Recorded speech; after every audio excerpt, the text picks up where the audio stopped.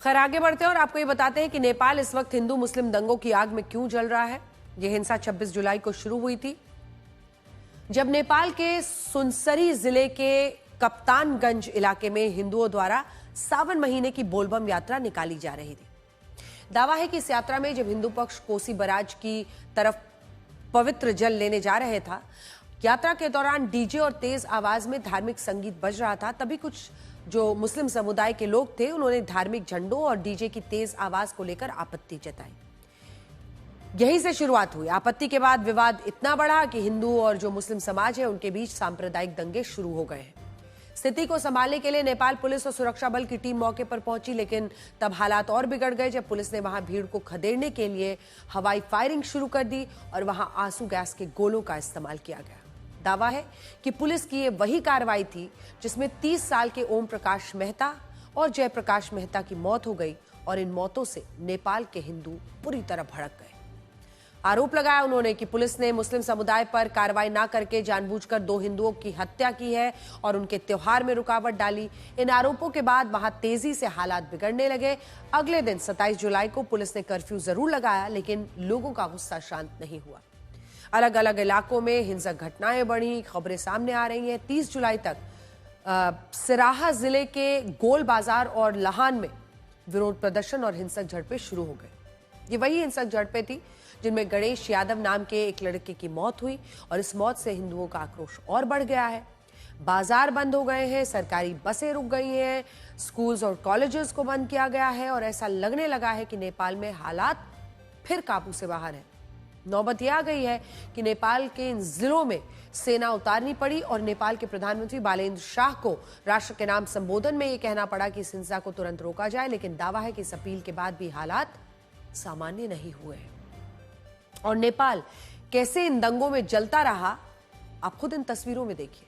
नेपाल के जिस इलाके से यह हिंसा शुरू हुई, वहां हिंदुओं की आबादी 86.2% है, जबकि जो मुस्लिम आबादी है वो है 13.8%।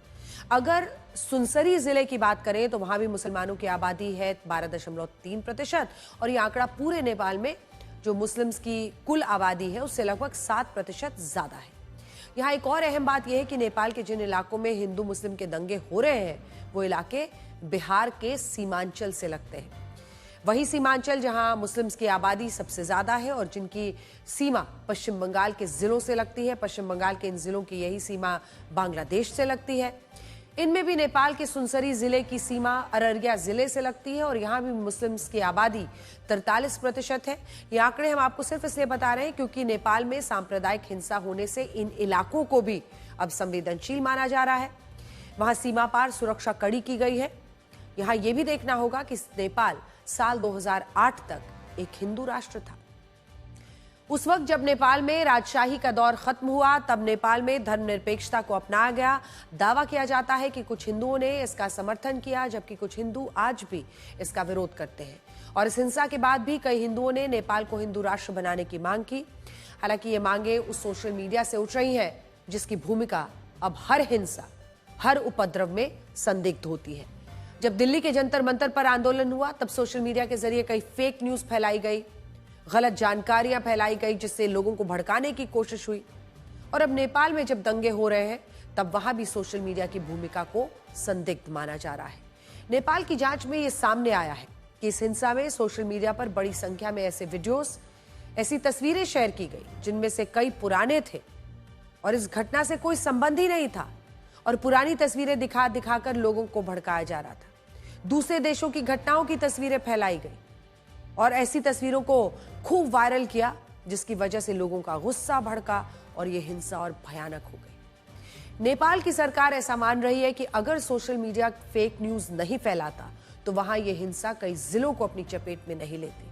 लेकिन सोचिए, जब नेपाल में तख्ता पलट हुआ था, तब भी इसी सोशल मीडिया के जरिए कई फेक न्यूज और गलत सूचनाएं फैली थी। लेकिन क्योंकि तब सरकार गिर रही थी, इसलिए सोशल मीडिया के खतरों को नजरअंदाज कर दिया गया और जो लोग आज सत्ता में बैठे हैं वो उस वक्त वाहवाही कर रहे थे। लेकिन आज वही सोशल मीडिया इनके लिए खतरे की घंटी बज गया है। और आज जब यही सोशल मीडिया इस हिंसा को फर्जी खबरों से और सुलगा रहा है, तो अब वहां सोशल मीडिया के खतरों की बात हो रही है। हकीकत तो यह है कि आज के दौर में सोशल मीडिया कंपनीज की जिम्मेदारी तय करना सबसे ज्यादा जरूरी है। जिनके प्लेटफॉर्म से झूठ फैलता है उसे रोकने में ये पूरी तरह नाकाम है।